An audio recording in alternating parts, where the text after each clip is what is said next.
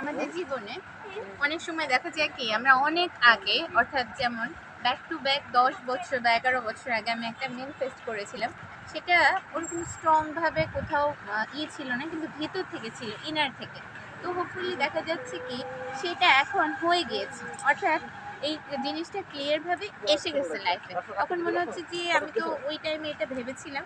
তো আসলে লাভ ম্যানিফেস্ট অনেক অনেক গুরুত্বপূর্ণ, তাই আমি যেটা করতে হবে ডেইলি অ্যাফার্মেশন করতে হবে। যেমন I am happy, I am healthy, I am a peaceful soul, I am a beautiful soul, এবং সামনে এনভায়রনমেন্টটা সত্যি অনেক অ্যামেজিং।